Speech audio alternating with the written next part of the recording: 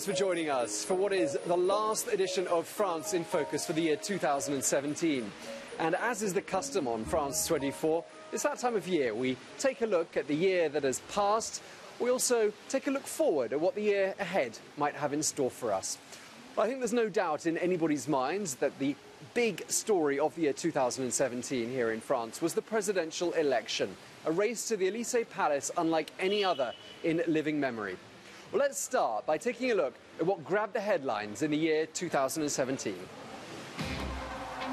2017 will be remembered, no doubt, as a year that changed the face of French politics. For the first time in the history of the Fifth Republic, neither of the two major political parties made it to the second round in May's election. The year of political upsets, though, began in late 2016 with this bombshell from then-President François Hollande. I've decided not to run in the presidential election.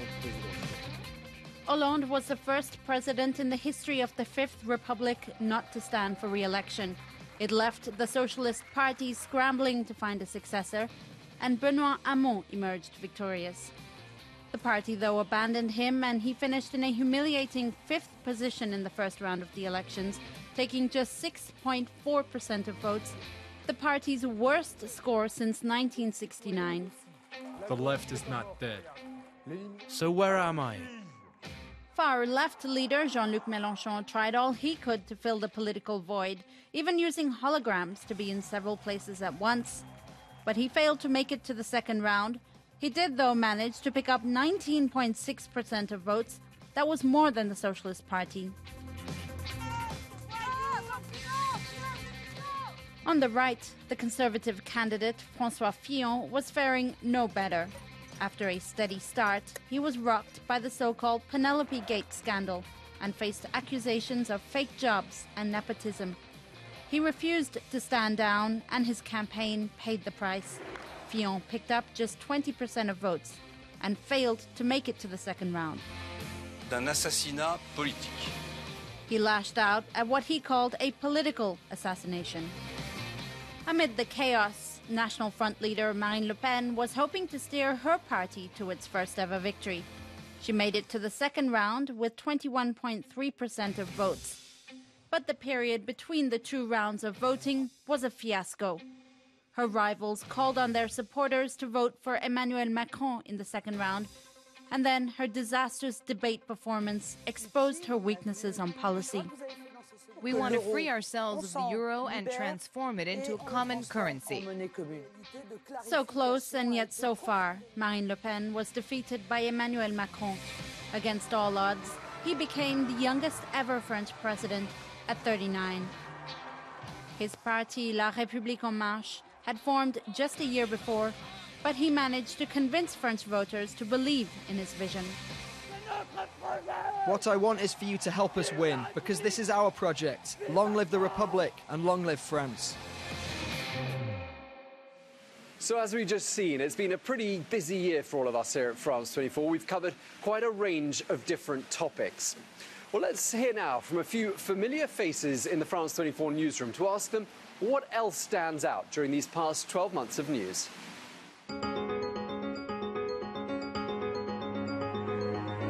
Le passage de l'ouragan Irma dans les Antilles françaises, Saint-Barthélemy et surtout Saint-Martin, dévasté par le passage de cet ouragan, 11 morts, des dégâts considérables. Il faudra encore des mois avant de pouvoir tout reconstruire. I think it has to be the French response to the Weinstein scandal, which was the balance ton porc or squeal on your pig hashtag. Obviously that was empowering as a woman, but I think it also had the added benefit of showing that social media's me, me, me mentality can sometimes be transformed into a potent and constructive Me Too. L'affaire Théo, du nom du jeune homme qui a été très gravement blessé lors d'une interpellation à Aulnay-sous-Bois, c'est des policiers blancs dont les représentants sur les plateaux télé disent que dire bamboula, c'est pas grave. Et de l'autre côté, un jeune noir des cités. Et lui, son attitude, au lieu d'ajouter de l'huile sur le feu, justement, ça a été d'appeler au calme, d'avoir un discours d'apaisement, et ça m'a bluffé de sa part.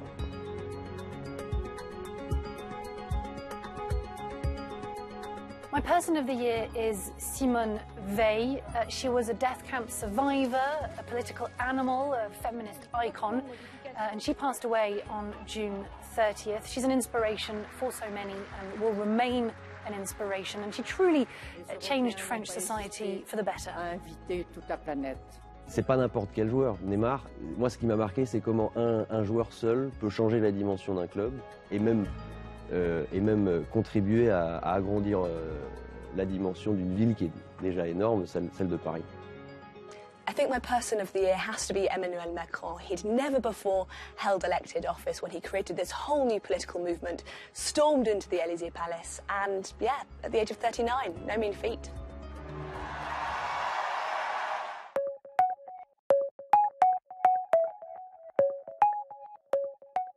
Alors c'est probablement l'émission consacrée aux Jeux Olympiques de 2024. On a tourné ça dans la nef du Grand Palais. On avait ce lieu incroyable, rien que pour nous.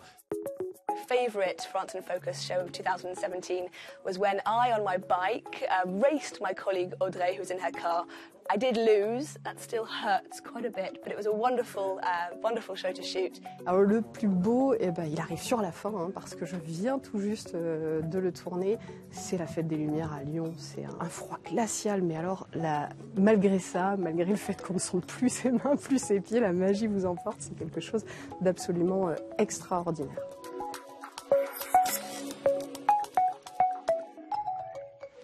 Well, that's probably enough looking back for now. Let's take a look forwards now to the year ahead to see what some of the cultural highlights of the year might be. Here's a sneak peek.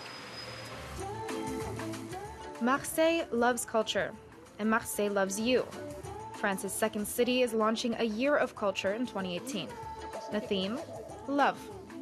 And what better day to kick off the festivities than the heart-filled St. Valentine's on February 14th. There'll be photography, theater, and dance, all with a romantic twist. The French artist JR will open the festival with a massive installation in the center of the southern French city. Bordeaux may be known for its wine, but next year visitors will have even more reasons to visit the city.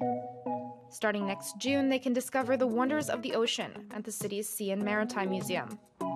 Claude Monet fans can enjoy 40 of his paintings on display at the museum's opening exhibition, which takes place during another nautical event, the Tall Ships Regatta.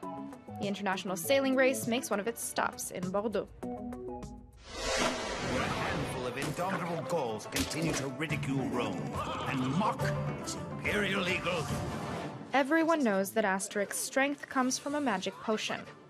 But who knows its formula? A new Asterix film will see the hero and his friends go on an adventure to find the sorcerer, who holds the secret of the magic potion.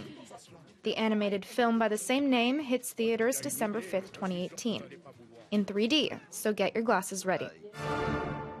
Yeah, I'm in a pretty pickle, aren't I? Players, put your pinky rings up to the moon. And a bit of funk and pop to get Paris on its feet. Bruno Mars is coming back to the City of Lights on June 30th.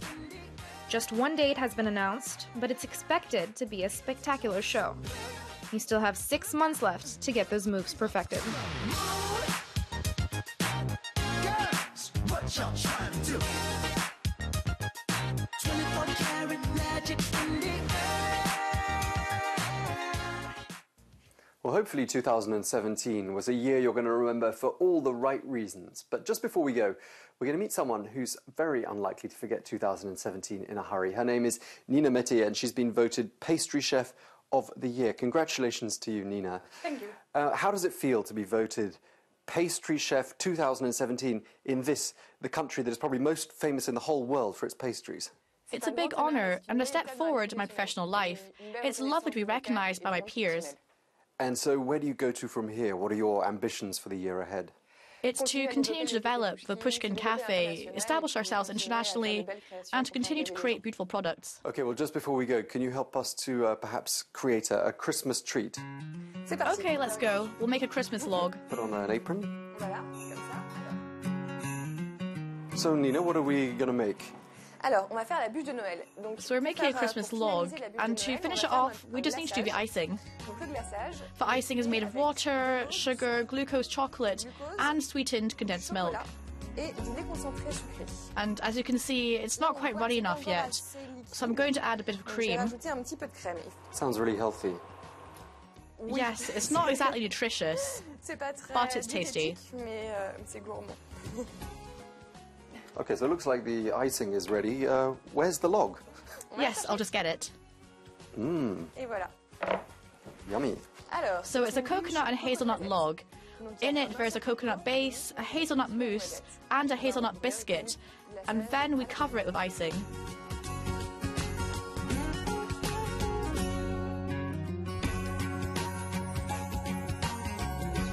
Okay, so we've got the log iced. Now we're going to decorate it, is that right? Yes, exactly. Here, we're going to decorate it with chocolate, so we have to melt it first. So to melt the chocolate, we have to heat it to around 55 degrees, and then lower the heat to around 28 degrees, and start mixing it when it gets to 30 degrees.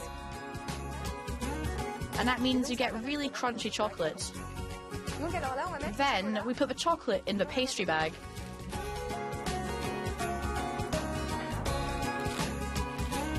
And we use it to make arabesque patterns.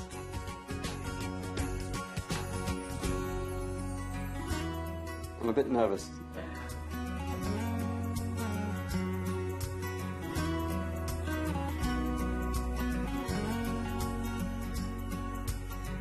Okay, so what are we going to do now? Now we're going to decorate it.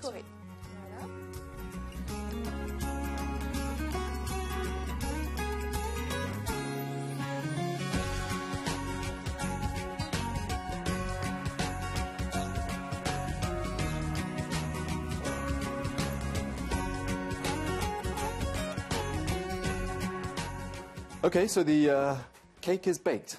Thank you very much indeed for sharing that with us, Nina Métayer, Pastry Chef of the year 2017. And thank you to you for watching this edition and all our editions of France in Focus throughout the course of 2017. And from all of us here at France 24, we wish you a very happy holiday. Now, can we try a piece of this cake, please? Yes, go for it.